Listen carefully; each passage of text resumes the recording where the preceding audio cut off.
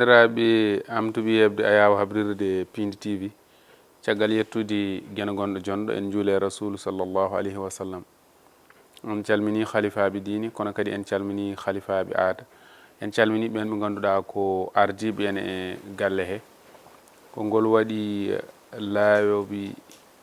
temedere e capanɗe jeetati e nayyi keɗen mbaɗa nde ɗo yewtere wiyetende holmbo woni an. taw noon bismo saaha fof goto e jeeyaɓe e leñol ngol kono kadi ko baɗɗe nafoje mantinde ina wawi taw ne yeeye ayawaji walla ko way noon kono ene wawi taw kadi yeyetake taw kadi yiyete koye banggue ɗemgal pular walla mbiyen banggue pular o. ko ɗum saabi hande eɗen bismi biteɗo Oumar Aykon Dia. ɗum noon ko noon nden inde o ɓuuri andirede. en mbatta joni joni noon so wona tottudemo o salmodira e yeɓoɓe a yawa hablude Pindi TV. assalamu aleykum. waaleykum salam wa rahmatullahi taala wa barakatu. ceerno Ba Mody mi salminima kadi mi juurimama ñaguirmama Allah moƴƴere no fewi kadi mi salmini dendagal yeeɓiyankoɓe a yawa meɗen Pindi TV. en jetti gueno kisɗo kisnude kadi kisnowo mo kisal wawa dañede mukko sona to mum ɗo teddude kadi teddinde kala ko teddi allahu subhanahu wa taala ko towɗo kadi townude kala ko toyi mo dendagal pittali arjikaji aɗe mbaɗa e jingo mon jiiɗo waɗa kadi mbaɗa o laato caggal yettude on gueno ko julde e rasulu bil haqi mouhammadou nabiuna rasulu sallllahu taala alayhi wa sallam kodde nelaɓe kodde ɓurɗo wurnaɗo windere mo tagirɗe enen kala sababude muɗum. en jetti kadi en duwnima dendagal jinnaɓe meɗen en duwnimaɓe kadi nde yurmede allah subahanahu wa taala wonata e mabɓe mi jaahi rasulillah. ceerno mi salminima kadi mi salmini dendagal gallo mi salmini galle o foof moƴƴere allah e moɗon. ɗum noon min beele eɗen mbawi andude hol gonɗo Oumar Aykon Dia. eyyi weltima e ngal ɗon namdal no fewi wonno haalde hoore muɗum weeɓani no ma en jubbu hen tan beele bandiraɓe na mbawa andude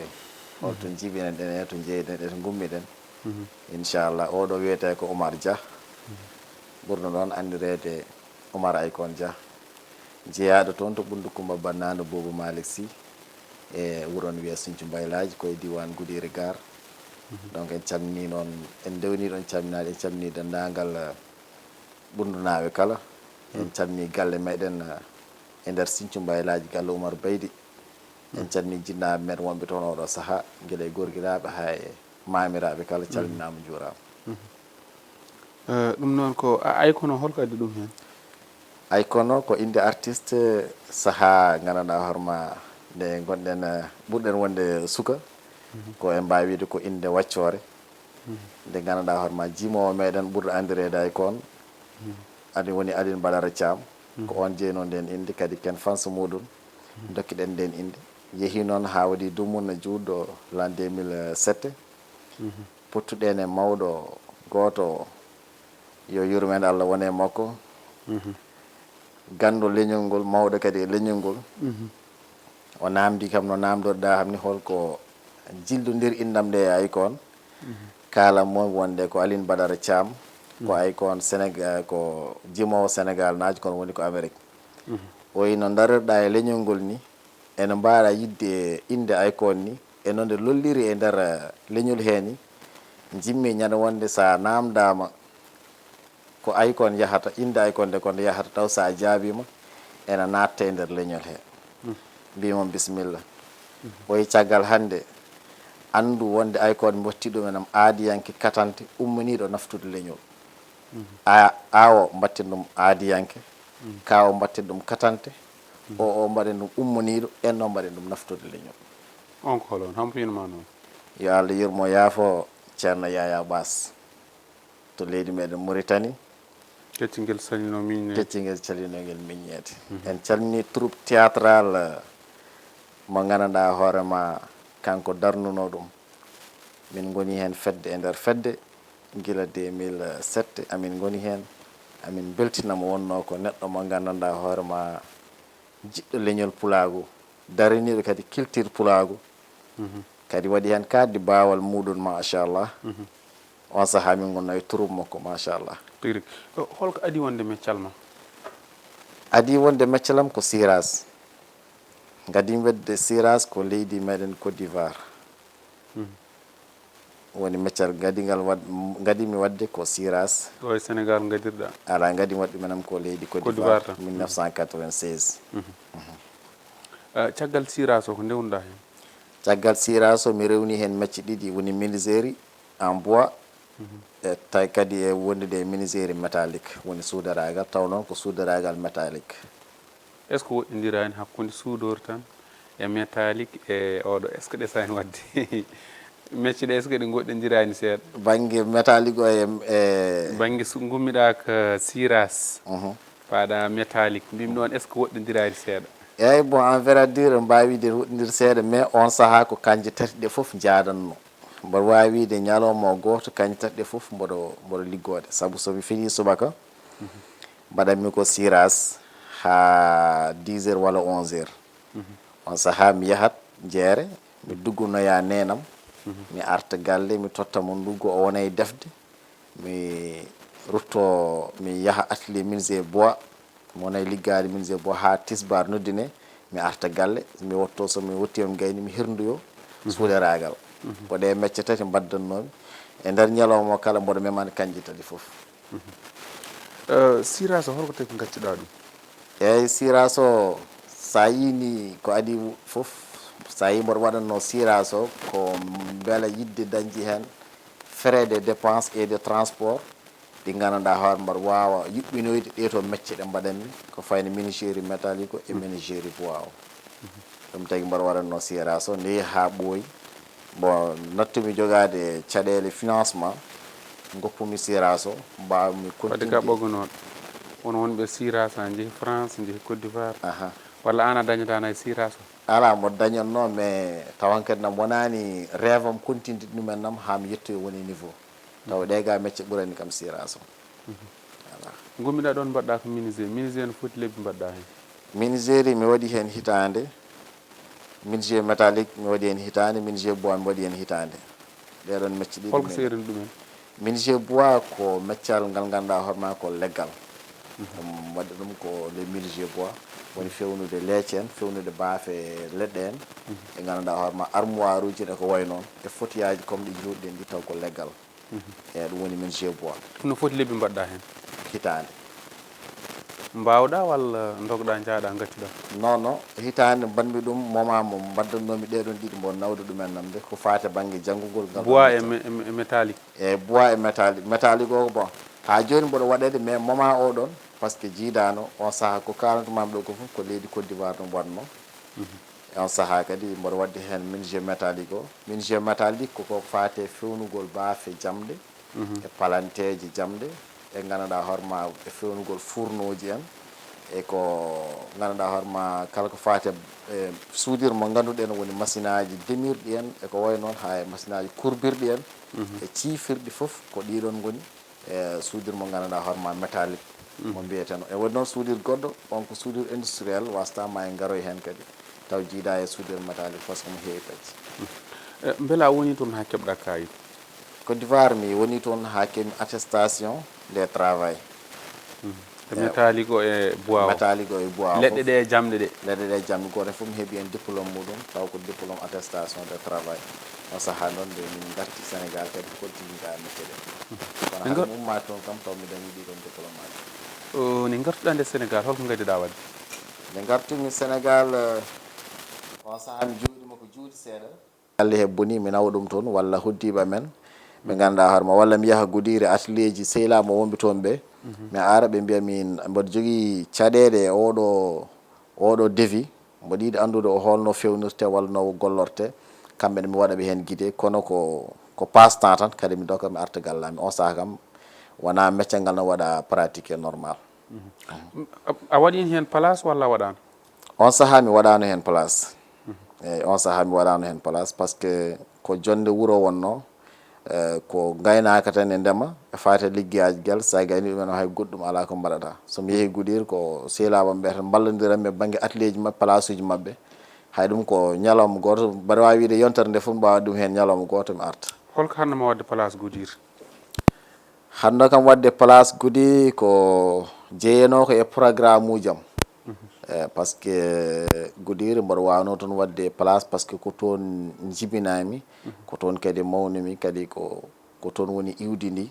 ko toon jinnaɓe ɓesgu fof woni kono jeeyano ko e programme uji am pour wadde toon place par ce que mboɗo joguino rêve uji goɗɗi woni programme uji goɗɗi waɗoy ɗumen am nokku goɗɗo e jeera hen en joguino ballodirta walla hay goto ko fate banggue walloɓe mo koreji ma sehilaɓe ma bandiraɓe ma ala on saaha kam hay goto wallodirandem ko fate banggue ɗeɗon macce ko min tan caggal gartuɗa haade men yaade dawal gongal holko ɓuurma musde joɗɗa ha ɓooya ɓerde ma metta mbayano goyowo ni est ce que aɗa wawi min haalande ɗum eyyi ɗum de ma tedda e yam no fewi sabu wona haaladde sabu ko wonde suka mo ganduɗa hoorema jiɗɗo wadde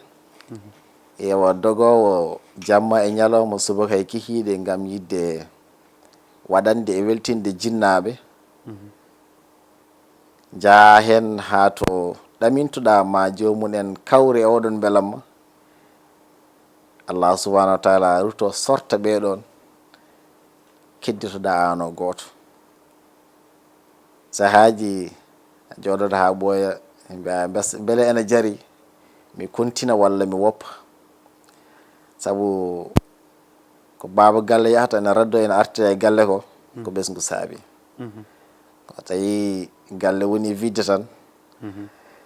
coftal weeɓata pour jomum yaha raddoya jinnaɗo ne teddi kadi jinnaɗo ne weeli Allah subhanahu wa taala noon ko noon haajiri Allah waɗi jinnaɓe ɓe duttima law ko doganeɗen ko foof ko yidde ɓe kawra e nafoore meɗen sabu sago jinnaɗo kala so jibini yo ɓiɗo barkini yeeso muɗum kono kala no Allah subhanahu wa taala waɗiri kadi eɗen jaɓiri hono noon kadi en gandi kadi ko noon woni programme moƴƴo jinnaɗo debbo e gorko walla ko jinnaɗo debbo e gorko foof Allah waɗi ɓe duttima kadi duttugol ngol en mbawide daɗodirani no fewi woɗɗodirani presque babam rutti ko 99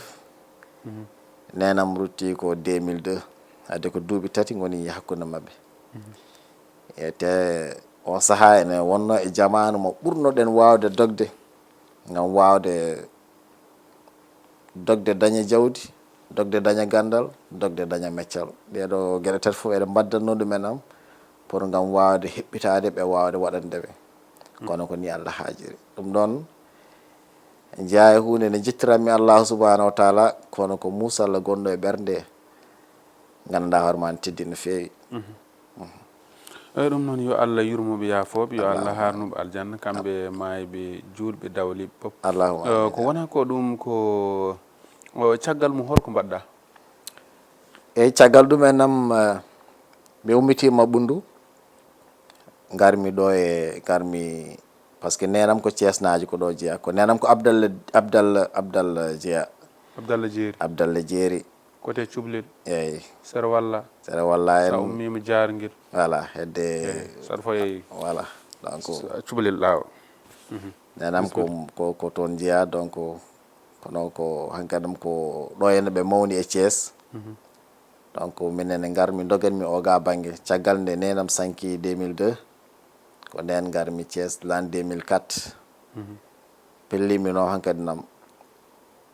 ɓeydade nadde e mecce ɗe tigui rigui pour wawde hebde gandal ngal nde nanmi e mecce ɗe pour wawde hebde gandal ngal mboɗo salminode passage kawam kadi jinnaɗam ganduɗa hoorema ko miñam nenam ene wiya Abouli eyyi kañumne ko neɗɗo dariɗo e gueɗam no fewi saabu ko kam heɓɓiti kam e banggue yidde walliddemi e mecce ɗe janggam ɗe wonno kañumne ko neɗɗo joom mecce wallimi e mecce ɗe puusimi e mecce ɗe heblimi kadi tigui rigui e mecce ɗe guila nden noon mboɗo hen e mecce ɗe ha nannumi hen ko fate mecce goɗɗe taw jirani mecce ɗiɗi ɗe mbaɗannomi ɗe battumi hen maccal plomberie mbaddumi hen maccal carrelage mbaddumi hen maccal peintre et construction des bâtiments woni maadi mbaddumi hen dendagal métier de général mbaddumi ɗeɗo métier foof mboɗo jangguirade gotal gotal kala hen ngal mboɗo jangga kadi mi jangguirat ɗumenam tigui rigui gam yidde dañde gandal mbundi meccal ngal ɗon te ngal janngumi hen fof mi waɗat feere am heɓa hami dañana ɗumen am diplôme woni attestation de travail. ɗeɗo mecce ceertuɗi so tawi en jiiɗi mbiide beele aɗa jogani ɗumen indi kalɗa ɗo ko mecce fodde 3 walla 4 mais ɗe ceerti beele aɗa joganiɗe indi? Aha, mecce ɗe ɗon fof nde janngumi ɗe gaynimi kañum fof ɗe dañanama inde nde wiyete ko boolumbal fabrication. On sahaa noon pelliɗen ndendinɗen mecce ɗe mbattuɗen ɗe meccal gootal darnuɗen gollorgal guinnirɗen ɗumen nam boolumbal fabrication taw mecce ɗe fof tawe nder hen. boolumbal fabrication? Boolumbal fabrication to jeyataɗo wonno jamanu mo gonɗen hannde kala entreprise mo jiiɗa tan ene woodi inde innirande e gila indeji français ji ha indeji ɗemɗe goɗɗe e goɗɗe. Enen noon honno Allah ne waɗi ken fulɓe kadi ken farnoriɓe e leñol pular kadi ken daraniɓe leñol ngol ƴettuɗen inde nde mbiɗen e guinnirta ɗum ena français walla wolof walla séréer walla goɗɗum guinnirten inde gollorgal ngal ko pular. Cuɓiɗen inde boolumbal. Eɗen gandi noon kala pullo ene foti andude holko firti boolumbal wonno boolumbal ko diwri ndi ganduɗa hoorema ko diwe ɓurɗe yontede e diwe meɗen guinnirɗen ɗum oɗon entreprise en mbiɗen ɗum boolumbal. Heddi noon ko fabrication ko entreprise mo ganduɗa hoorema ko fabrication waɗa fabrication taw koye français mbiyen fabrication mais fabrication ko en anglais. eyyi ko ɗum woni entreprise o ɗon. ko holde sosa? Boolumbal fabrication sosa ko 2015 sosa taw kadi o ɓeydi sosidemo koye nder banggue mecce ɗe janggeten ɗe jaaren ha nanuɗen hen meccal gongal taw ko meccal industriel. Meccal industriel ɓuuri hutorade ɗumen hannde ko tubakoɓe ɓuuri andude nafoore nde hannde ko tubakoɓe. eɗen mbawi wiide ko meccal industriel ngal cakkirɗen nanude e nder golle e mecceji meɗen kono kangal hannde ɓuuri wonde base entreprise o saabu meccal industriel ko kañum jogui hannde jamanu mo gonɗen hannde o industrie ko kañum woni fofof kala ko enen mbaɗa hannde walla leyɗele men sono ɓamta leyɗele men hannde ko industrie ɓamtata leyɗele meɗen. ewa industrie kañum soomi gaz, industrie kañum soomi pétrole, kañum soomi zircon, kañum soomi jama e gandanɗa hoorema goɗɗum e goɗɗum fof ko industrie rendini ɗumen nam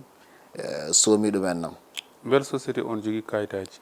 Entreprise meɗen boolumbal fabrication entreprise on mbaɗa jogui kayitaji? o dañi kayitaji makko guila l'an 2015.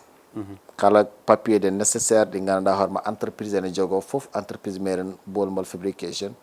ene jogui ɗum e nam ko fate banggue neneya registre commerce assurance fof entreprise o ne jogui.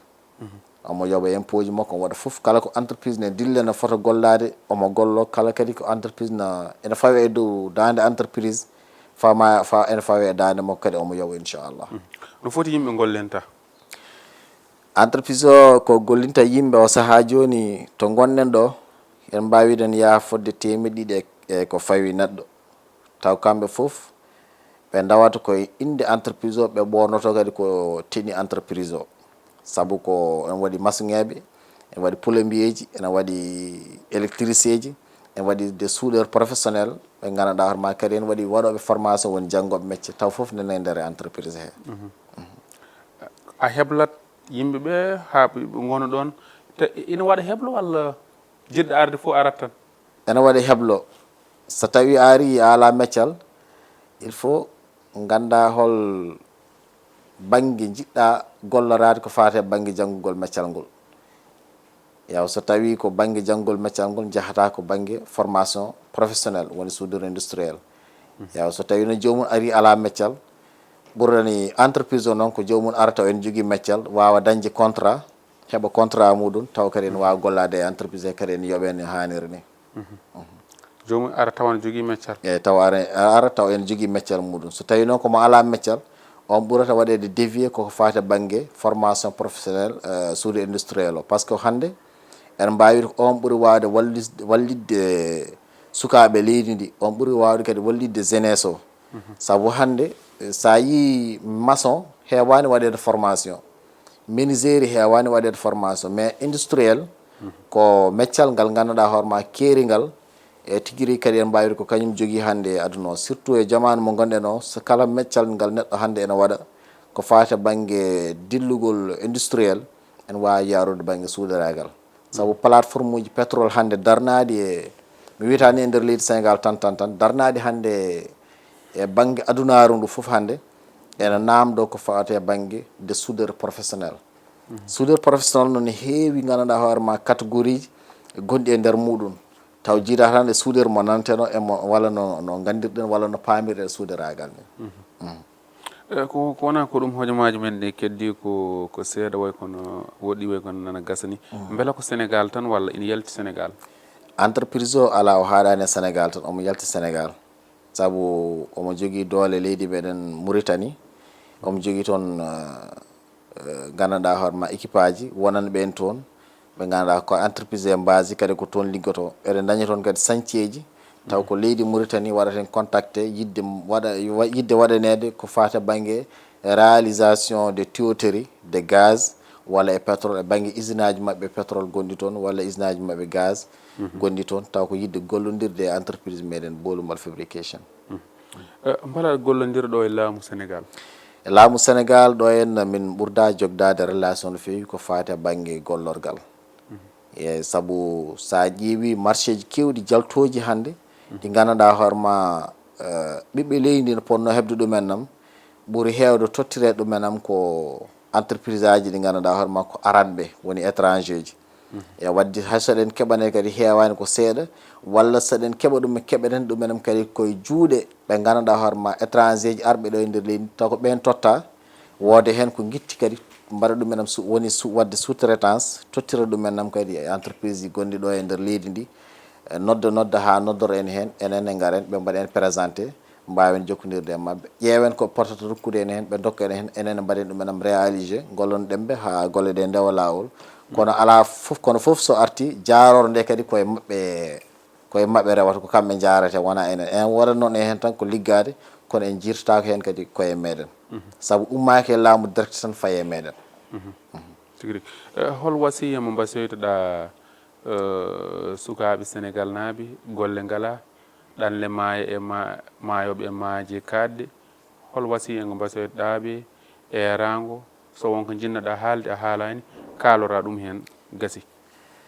basi o mo mbasoyto walla erago mbaɗami hande e dendagal leydi meɗen Sénégal ha tengti hande e ɓiɓɓe fulɓe woni leñol pulago leñol meɗen yoɓe mbat feere ɓe mbawa janngude meccal hande ko meccal jogui aduna o kala ko neɗɗo ene waɗa e aduna so tawi o ala meccal o tampat no fewi hay joguiɓe mecce ɓe so tampi seeɗa mo ala meccal o ɓurata tampude te hande to gonɗen ɗo ko meccal jogui aduna o hande e nder leydi Sénégal tan mbaɗen exemple tan e nder leydi Sénégal hande sa joguima meccal maɗa sona taw a yaw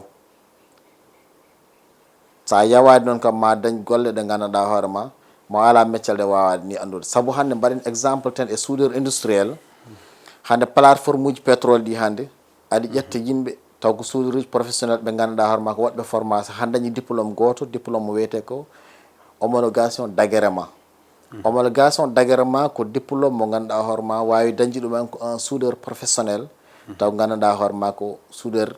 homologué te ɗiɗon homologation professionnel so tawi jomum ne ƴette hande e plateforme uji pétrole gonɗi ɗo hande e nder leydi Sénégal guddidi kesiɗi ko wayno Sangomar en sa ari ɓe mbaɗantuma ko contrat ko famɗi ko foof a dañat 1 200 000 salaire de base woni lewru maɗa liggotoɗa ko balɗe 21 woni 21 jours aɗa jogui 9 jours de congé